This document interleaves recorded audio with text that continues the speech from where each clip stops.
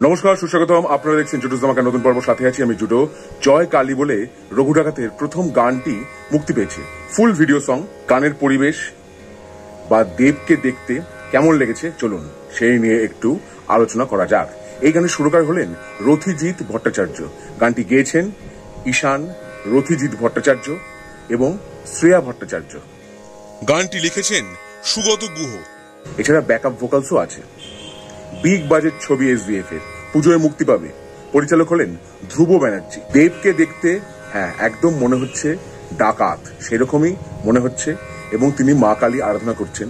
আপনারা জানেন যে বাংলার ডাকাতরা মা কালীর আরাধনা করে ডাকাতি করতে। ডাকাতি মানে তো এখনকার মতো ডাকাতি নয়। তারা কি করতেন?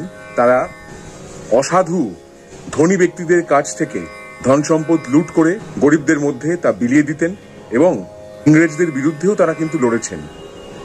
তারা ছিলেন এক অর্থে বিপ্লবী। গানের পরিবেশটা যথাযথ তৈরি হয়েছে। দেবকে দেখতে, যেটা আগেই বললাম, একদমই মনে হচ্ছে যে রঘু ডাকাত, সেরকমই ইমেজ তৈরি হচ্ছে। এইবার গানটা সুর নিয়ে একটু বলি। এই গানটা সুরটা শুনে কিন্তু পুরোপুরি মনে পড়বে প্রথমত R.D. বর্মনের সুরে মাছের কাঁটা বলে যে গানটা আছে, আশা ভোসলের গাওয়া।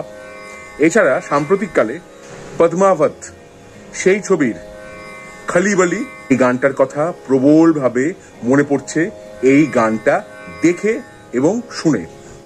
2012 সালের অগ্নিপথ ছবির দেবা শ্রী গণেশা গানটির কথা মনে পড়েছে। এটা না করলেও হতো, কিন্তু পরিবেশটা তৈরি হয়েছে। তাহলে জয় কালী এই গানটা দেখে এবং শুনে আমার কি অভিজ্ঞতা আপনাদের সঙ্গে আমি ভাগ করে নিলাম।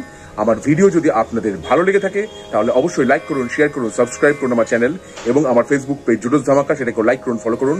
পরের পর্বে ফিরছি নতুন কোনো চমক নিয়ে, নতুন কোনো ধামাকা নিয়ে। হ্যাস্টা লা ভিস্টা, জুডোস ধামাকা, লেটস ডু দ্য ধামাকা।